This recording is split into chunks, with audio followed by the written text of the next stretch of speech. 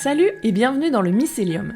Je m'appelle Claire et sur ce podcast, je te partage mes lectures et mes apprentissages pour nourrir nos réflexions, décristalliser nos idées reçues, se mettre à la page sur les questions de féminisme, de diversité et d'inclusivité dans toutes leurs ramifications. À chaque fois, je te propose de suivre un nouveau filament du Mycélium pour voir où il nous mène. C'est parti pour l'épisode du jour. Avis aux amateurs et amatrices de vieilles pierres, dans 15 jours, c'est les journées du patrimoine. Ah, le patrimoine, encore un sujet passionnant. Oui, je sais, tu me vois venir avec mes gros sabots, j'ai surtout très envie de te parler de matrimoine. Inutile de faire semblant de créer du suspense, t'as lu le titre avant de cliquer. Et si tu te dis « Oh là là, qu'est-ce qu'elles vont encore nous inventer ?» Reste un peu, tu risques d'avoir quelques surprises. Plus je creusais mes recherches sur le matrimoine, plus j'ai aussi, par extension, réfléchi au concept de patrimoine. Donc on va commencer par ça, puis on creusera la vaste question du matrimoine, et pour finir, on réfléchira au concept de fémage. Alors pourquoi c'est important le patrimoine ? Le patrimoine, c'est l'ensemble de ce qui nous est transmis. Il en existe deux grands types, le patrimoine économique et le patrimoine culturel. Et une grande question va nous occuper tout au long de l'épisode. Le patrimoine nous est vendu comme universel, c'est pour tout le monde, mais est-ce vraiment le cas ? Donc on va commencer par une parenthèse sur le patrimoine économique. Un sujet éminemment politique sur lequel on ne va pas s'étendre aujourd'hui, mais je trouve quand même dommage de faire complètement l'impasse dessus. Donc le patrimoine économique, ce sont les biens, par exemple l'immobilier ou les investissements, qu'on possède, qu'on peut transmettre au sein d'une famille. Rappelons qu'aujourd'hui, 60% des patrimoines sont hérités, contre 35% au début des années 1970. Ça, c'est le signe d'une société qui stagne et qui ne va pas du tout vers plus d'égalité, contrairement à ce qu'on nous rabâche. Plus le patrimoine s'hérite, moins il peut être acquis autrement, donc l'écart se creuse. Et entre hommes et femmes, c'est pas beaucoup mieux. L'écart de patrimoine est passé de 9 à 16% entre 1998 et 2015. Pour plein de raisons qui sont développées dans Le couple et l'argent, pourquoi les hommes sont plus riches que les femmes, de Titu Lecoq, dont je te recommande la lecture. Pourquoi ça nous intéresse ? C'est toujours la même histoire. On nous dit que le patrimoine, c'est pour tout le monde, et c'est vrai, mais depuis les années 60 seulement, donc c'est la génération de nos mères, si tu as à peu près mon âge. Et rien n'a jamais été fait pour lisser les inégalités de départ. Donc dans notre esprit, c'est quand même un truc qui appartient aux hommes, le patrimoine économique. Aux femmes, on laisse les dépenses courantes irrécupérables, les pots de yaourt si chers à Titu Lecoq. Et c'est un truc qu'on retrouve aussi dans le patrimoine culturel. Donc le patrimoine culturel, immatériel, tout ça, c'est la deuxième grande catégorie. C'est ça qui est célébré pendant les journées du patrimoine et le véritable sujet de l'épisode du jour. Ça aussi, on nous le vend comme universel, mais si on gratte bien, et on va gratter, t'inquiète, ça coince. Notre patrimoine culturel, ça peut aussi bien être les monuments, toutes les œuvres d'art, des pratiques culturelles comme la cuisine, la musique, plein de choses. C'est depuis la Révolution française qu'est apparue l'idée d'un patrimoine de la nation. Avant, on parlait surtout de patrimoine économique. Ensuite, on a parlé de patrimoine mondial après la deuxième moitié du XXe siècle, notamment avec l'UNESCO et son fameux classement. Alors à quoi ça sert tout ça ? Le patrimoine, qu'il soit national ou culturel, sert à créer une identité collective. Et c'est là qu'il faut tendre l'oreille. Ceux qui rentrent dedans ou pas, qui décide de ce qui constitue le patrimoine ou pas. Tout ça définit donc notre identité collective.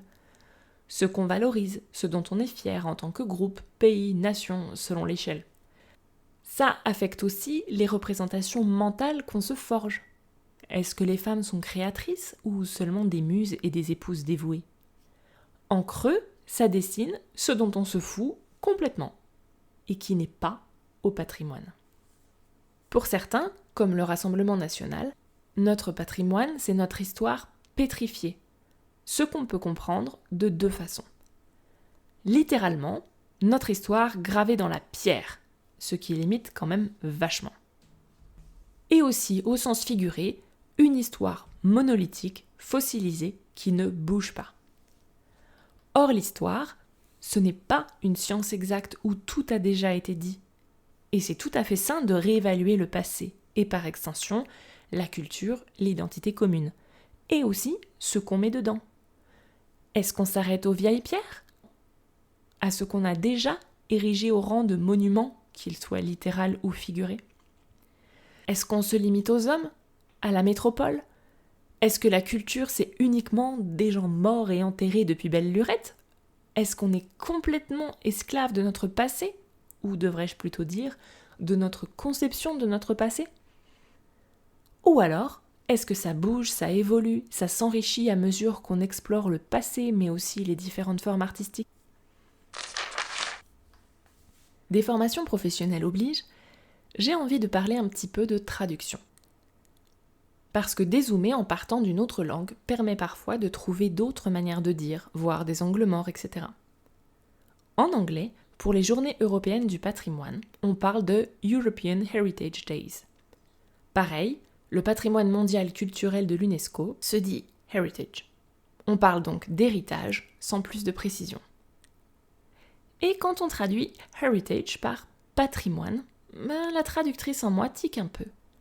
Même si c'est la traduction officielle du DICO, parce qu'un dictionnaire n'est pas objectif, figé, il est le reflet des gens qui l'écrivent et de l'ère du temps. Parce que la racine patrie, elle vient du père, comme dans paternaliste, patriarcat, patriarche, tout ça. Elle n'est pas universelle.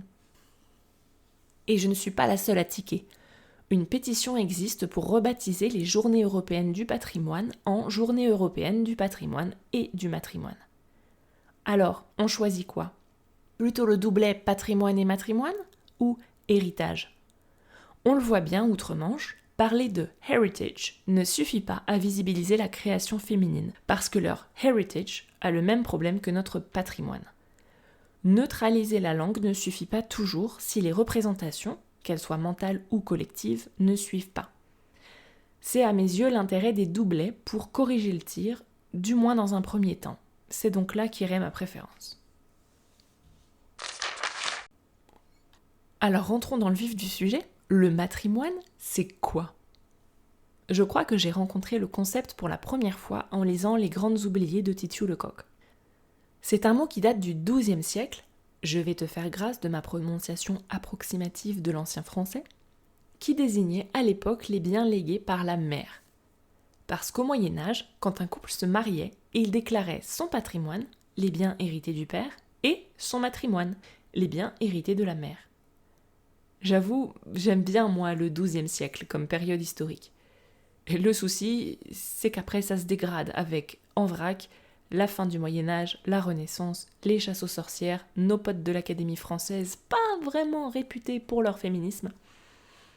Le mot matrimoine disparaît donc vers le XVIIe siècle, les académiciens jugeant ce mot obsolète et burlesque. Bon, tiens, remarque, tu me diras, ça change de ouin, c'est moche. On se renouvelle, c'est pas mal.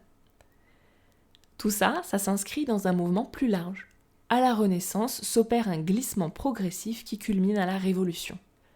Avant, on réfléchissait en termes de lignée, donc de famille, de dynastie, ce qui pose tout un tas de problèmes, on est bien d'accord. Et à cette lignée se substitue le couple. Tout est mis derrière le mari, le bon père de famille, le patriarche paternaliste patrimonial, qui devient tout-puissant. Et la mère devient surtout l'épouse. Tout ce qu'il nous reste du mot matrimoine dans le langage courant, c'est l'adjectif matrimonial, qui désigne le mariage. On le retrouve aussi en anglais avec matrimony, qui veut aussi dire mariage.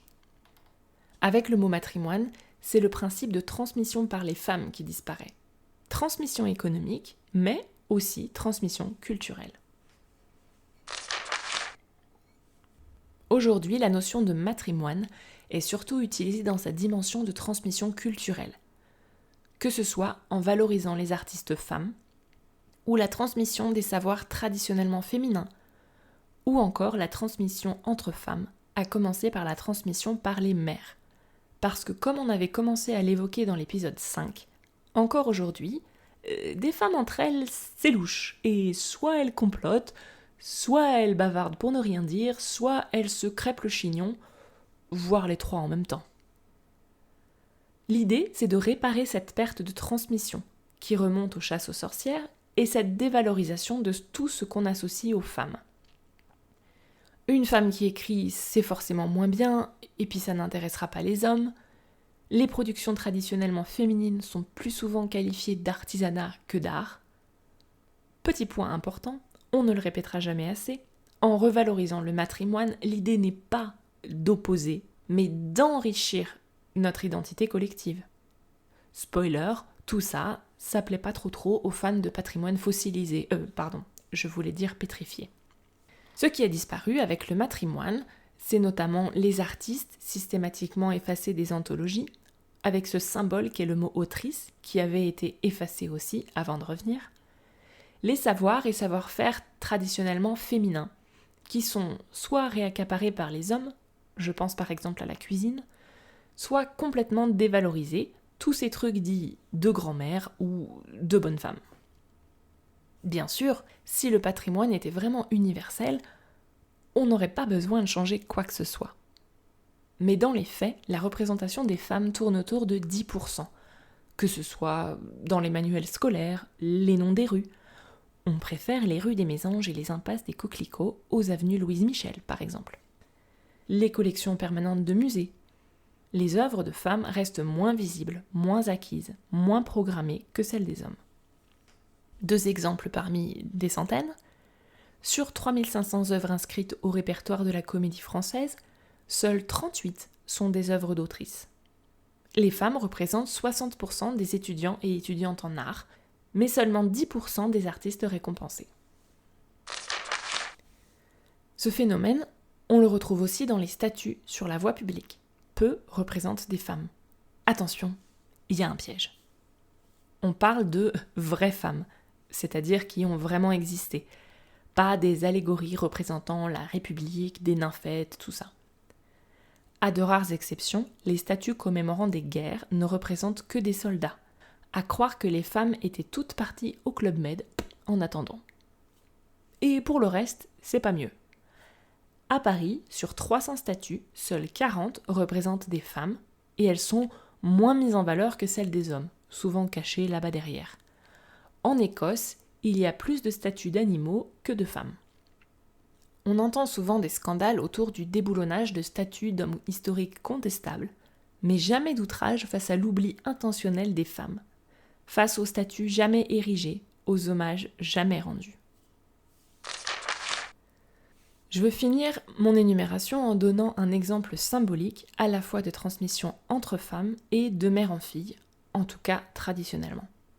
Un exemple qui rappelle aussi que, comme pour le matriarcat, qui n'est pas l'exact miroir du patriarcat, pour cette réflexion je te renvoie à l'épisode 4, le matrimoine n'est pas nécessairement l'exact miroir du patrimoine. Et c'est aussi pour ça qu'il est intéressant de garder les deux notions. Cet exemple, c'est l'alimentation, la cuisine, comme matrimoine immatériel. Je vais te citer un passage du papier « Les goûts du matrimoine religieux » par Olivier Bauer, qui, je trouve, explique parfaitement cette idée. Je cite « L'alimentation possède aussi plusieurs des caractéristiques associées au matrimoine.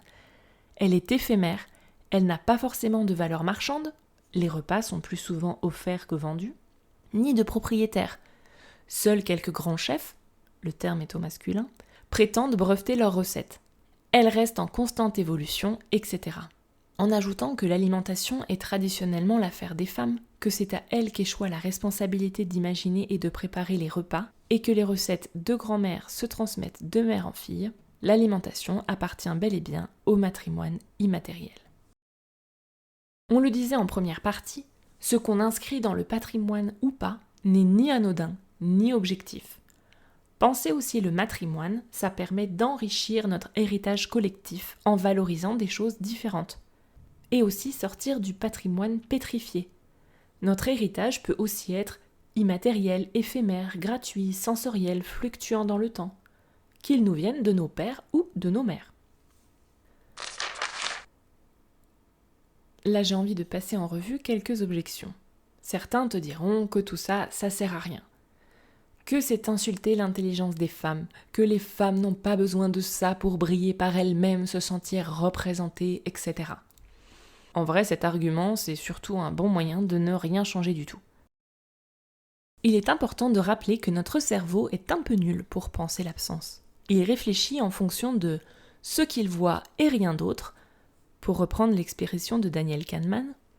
C'est pour ça qu'il est important de l'aider un peu, notamment en revitalisant des concepts comme le matrimoine, histoire de rectifier le tir, de lui donner autre chose à voir. Repenser le matrimoine, ça invite à repenser complètement la façon dont on considère les femmes en création. Longtemps, la femme n'était que la muse, source de désir et d'inspiration, mais jamais créatrice. D'ailleurs, j'exècre le terme de muse qui cache la part active que ces femmes jouaient souvent dans le processus de création. Une femme qui crée, c'est ridicule. C'est pour ça qu'on peut complètement se passer de mots comme autrice, peintresse, sculptrice ou philosophesse. Tout comme le patrimoine, renouer avec le matrimoine, c'est un enjeu identitaire, car ça affecte notre culture, notre identité collective. Autre argument souvent entendu, si on met des quotas, on risque de mettre en valeur artificiellement des femmes qui ne le méritent pas. Toujours cette méfiance, cette conviction que fondamentalement, les femmes ne sont pas aussi talentueuses, méritantes. Oui, je fais pas très subtilement référence à l'épisode précédent si tu ne l'as pas encore écouté. Cette idée qu'elles veulent des passe-droits, ces feignasses, au lieu d'être tout simplement meilleures. On parle souvent de présomption d'incompétence des femmes. Les quotas, c'est un vaste sujet. Dans Les Grandes Oubliées, on apprend que ça remonte à loin. Par exemple, il y avait déjà des quotas sous l'Ancien Régime à l'Académie royale de peinture et de sculpture. Ah oui, oh pardon, j'ai oublié de préciser un détail. On a fixé des quotas pour plafonner, j'ai bien dit, le nombre de femmes. Parce qu'elles étaient tellement cool que ces messieurs en prenaient ombrage et n'étaient visiblement pas assez bons pour rivaliser. Allez hop, on va limiter à 4 nanas, ça sera déjà bien comme ça. Tu me diras, au moins, ils acceptaient des femmes. Petit bisou à l'Académie française qui avait collé la barre au sol en termes d'inclusion. J'ai envie d'ajouter un dernier exemple symbolique de la place des femmes dans notre patrimoine français, pour le coup, c'est celui du Panthéon. J'avoue que je m'étais jamais trop intéressée à qui va au Panthéon, même si la devise « Aux grands hommes, la patrie reconnaissante » donne un petit indice. Donc je me suis dit, tiens, allons voir vite fait, c'est quoi la proportion de femmes, tout ça. Et c'était pire que ce que je croyais. Comme dirait l'autre, je m'attendais à rien, mais je suis quand même déçue. Donc le Panthéon, symbole de notre patrimoine. Le Panthéon, c'est, roulement de tambour, 76 hommes pour 7 femmes. Donc 9%, on reste dans le ratio classique de 10%. Et même quand les femmes y entrent, on s'en fout. Par exemple, il y a eu une entrée cette année. Oui, d'une femme. On a fait grand cas, ce que je ne remets absolument pas en question, on enrichit, on n'oppose pas, de l'entrée de Missak Manouchian en 2024. Mais on a un peu vite oublié qu'il y est entré avec sa femme, Mélinée. Et pas juste parce qu'elle faisait d'excellentes crêpes. Elle était résistante aussi. On n'a quasiment pas parlé d'elle, surtout dans les médias mainstream. C'est pourtant pas comme s'il y avait des panthéonisations tous les 15 jours non plus. Et même sur la photo officielle, elle est bien derrière. On a préféré louer son statut de femme dévouée que son engagement politique. Quand j'ai vu qu'il n'y avait que 7 femmes, je me suis dit, bon allez, 7, c'est vite fait, passons la liste en revue. Et on n'a pas fini de rigoler. Commençons par une petite devinette. De quand date la première femme au Panthéon ? Petit indice, le premier homme, c'était en 1791. Il s'agit de Sophie Berthelot, avec son mari Marcellin, en 1907. Pourquoi elle y rentre ? Pour ne pas être séparée de son mari, en hommage à sa vertu conjugale. La famille n'acceptait l'inhumation au Panthéon que s'ils n'étaient pas séparés. Elle est surnommée l'inconnue du Panthéon. Ensuite, plus rien pendant 88 ans. Les criquets, tout ça. Jusqu'à Marie Curie en 1995, soit 60 ans après sa mort. Marie Curie est donc la première femme panthéonisée pour ses travaux. J'avais envie de dire pour de vrai. Et après, encore plus rien pendant 20 ans, jusqu'en 2015, et là ça se bouscule au portillon, attention, nous avons donc Germaine Tillon, ethnologue et résistante, et Geneviève de Gaulle-Anthonioz, résistante aussi, et nièce du général. Ça doit aider. C'était les 70 ans de la fin de la guerre, ça doit y être pour quelque chose. Ensuite, on a Simone Veil en 2017, avec son mari qui doit être le seul époux de au Panthéon, Joséphine Baker en 2021, et donc Mélinée Manouchian en 2024. Donc je résume. 7 femmes, dont 4 résistantes, une épouse, une scientifique et une femme politique. Pas d'écrivaine ou d'artiste, à part Joséphine Baker, mais elle était aussi résistante. Pour un symbole, c'est un symbole. Puisqu'on en est à parler de mots nouveaux ou réinventés pour décrire notre réalité, j'avais envie de finir en parlant un peu de fémage. Il s'agit d'un mot valise construit à partir d'hommage, un concept qui, là encore, se veut neutre en théorie, mais concerne surtout les hommes. Coucou, le Panthéon. Contrairement au matrimoine qui a quelques siècles au compteur, le mot fémage date lui des années 1980. À l'origine, il a été créé par l'artiste canadienne Marianne Shapiro pour désigner des œuvres plastiques hybrides inspirées par les arts et l'artisanat domestique des femmes. Peinture, collage, tissu, broderie, etc. Puis, il a acquis un second sens symbolique dans une démarche de revalorisation de la création artistique, culturelle, politique des femmes. Puisque, quoi qu'ils en disent, on ne rend hommage qu'aux hommes, ce mot est un moyen de frapper les esprits, créer des prises de conscience. Alors, faut-il rendre fémage ou pas ? Moi, je vois 2 réponses à cette question qui trahissent 2 visions du monde un peu différentes. Si on rend hommage, pourquoi ne pas rendre fémage ? Surtout si on veut insister sur le fait qu'on parle de femmes ou d'un combat féministe, je pense par exemple à Gisèle Halimi. Ou alors, on se dit qu'il faudrait arrêter de rendre démesurément hommage aux gens parce que ça fait des dérives pas possibles. Pense à tous ces grands hommes qui se croyaient intouchables et traînent des sacrées casseroles pour ne pas dire autre chose. Et que le concept d'hommage traduit une idée de hiérarchie et qu'on ferait mieux de passer à autre chose. Je te laisse méditer sur la question et je serais curieuse d'avoir ton avis. Et je voudrais finir cette réflexion sur le fémage avec un petit point linguistique. Parce que ces histoires, ça défrise certains conservateurs de la langue qui s'en donnent à cœur joie à longueur d'article, quitte à prétendre qu'on a par exemple inventé le mot matrimoine la semaine dernière et ces folles dingues de féministes, jusqu'où iront-elles ? Là, d'un coup, ils vont nous sortir des vieilles définitions de hommage datant du Moyen-Âge pour expliquer que on comprend rien, c'est des aberrations, tout ça. Il se trouve qu'étymologiquement, hommage vient du mot homme parce que celui qui faisait hommage, le vassal, devenait l'homme du seigneur. Et les femmes avaient tricot, donc on oubliait tout le temps de leur demander leur avis. Donc, faut pas toucher, c'est QFD. Moi, quand je lis ça, je pense direct 2 trucs. Déjà, tu vas où avec ça, mon chat ? On ne rend plus hommage au seigneur, vu qu'on n'a plus de système féodal. Donc si le mot hommage existe toujours, et il existe toujours, c'est qu'on rend hommage à quelqu'un d'autre, donc on s'en fout des vieux sens. Et accessoirement, ressortir des vieilles définitions poussiéreuses, c'est ok pour hommage, mais pas pour matrimoine et autrice. Je me demande bien où est la différence. Plus sérieusement, même avec cette vieille définition, ça marche toujours.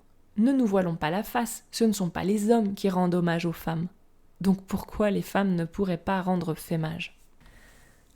Rappelons que, même si l'étymologie c'est super fun et intéressant, moi aussi j'adore, hein, le sens original n'est pas le plus important, et surtout pas le seul critère à prendre en compte quand on étudie un mot. On travaille le symbole, on regarde comment ça évolue et ce que ça traduit politiquement.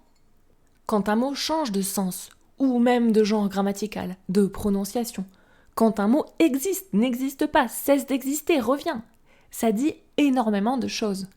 3 exemples. Génie qui n'a pas de féminin.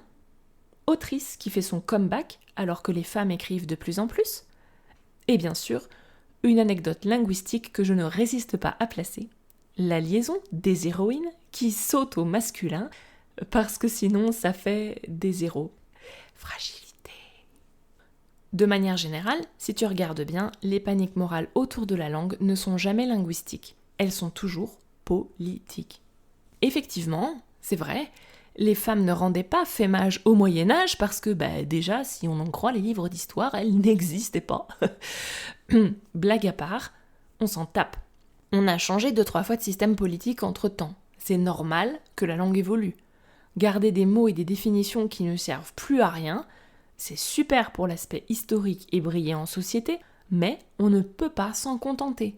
C'est comme ça qu'une langue meurt. D'ailleurs, si tu regardes bien, les seuls néologismes qui gênent, ce sont ceux en lien avec le progrès social. Tout, je sais pas moi, le vocabulaire de l'informatique, du Covid, n'importe quel domaine nouveau nécessitant un vocabulaire nouveau pour désigner les choses. Ça ne gêne personne. Alors qu'en conclure ? Moi, un concept qui disparaît comme ça autour du XVe siècle, ça ping tout de suite sur mon radar à chasse aux sorcières. Joyeuse période d'effacement physique et culturel des femmes et de la transmission entre femmes. Mais comme c'est un gros impensé de notre histoire, il y en a 2-3 qui font pas les fiers là-dessus et voudraient bien que ça ne fasse pas partie de notre identité collective parce que ça fait désordre, j'ai pas trouvé de source pour corroborer mes soupçons. Je pose ça là, si ce genre de recherche existe, je suis intéressée. On le rappelle encore une dernière fois, l'idée n'est pas d'opposer, mais d'enrichir notre identité collective. Et pourquoi pas inviter les hommes à s'intéresser à leur seconde moitié. Non, je ne parle pas de leur conjointe. La bonne nouvelle, c'est que depuis la création des Journées du matrimoine par Marie Guérini en 2015, ça bouge bien niveau représentation. Sauf à l'école, dans les manuels scolaires. Donc les nouvelles générations continuent de former leur esprit sur une base masculine. Ça, c'est la moins bonne nouvelle. Donc, à ton calendrier, les Journées du patrimoine, puisque c'est la désignation officielle, ce sont les 21 et 22 septembre prochains. Alors, regarde autour de toi s'il existe des événements dédiés aux Journées du matrimoine. Il y en a de plus en plus chaque année. Parce que le matrimoine, ça devrait intéresser tout le monde. Et oui, on l'oublie un peu trop souvent, mais tout le monde, oui, même toi, a 50% de femmes dans sa généalogie. Allez, à la prochaine fois. M'ont inspiré pour cet épisode. Sur Internet, tu peux trouver les différentes antennes de la Fédération interrégionale pour l'égalité femmes-hommes dans les arts et la culture. Plus simplement, mouvement HF. Il y a aussi tout simplement le site lematrimoine.fr et j'ajouterai d'autres liens complémentaires sur le blog. Les bouquins cités, Les Grandes Oubliées et Le couple et l'argent de Titiou Lecoq. Promis, cet épisode n'est pas sponsorisé par Titiou Lecoq. Et 3 papiers de recherche. Le matrimoine par Hélène Hertz, La crise du matrimoine en France au décours du XVIIe siècle par Ami Nazar et Les goûts du matrimoine religieux par Olivier Bauer. Voilà pour l'épisode du jour. Si tu as des questions, des suggestions ou envie de papoter, on peut discuter sur Instagram ou par email. Ce podcast est réalisé bénévolement, donc tu peux le soutenir en faisant un don sur Tipeee si tu peux te le permettre. Ça m'aidera à couvrir mes coûts, oui, acheter des livres et des croquettes pour mes 5 chats. Et sinon, si ce podcast te plaît, tu peux le soutenir en l'envoyant dans les étoiles, 5 de préférence, et en le faisant voyager autour de toi. Merci beaucoup!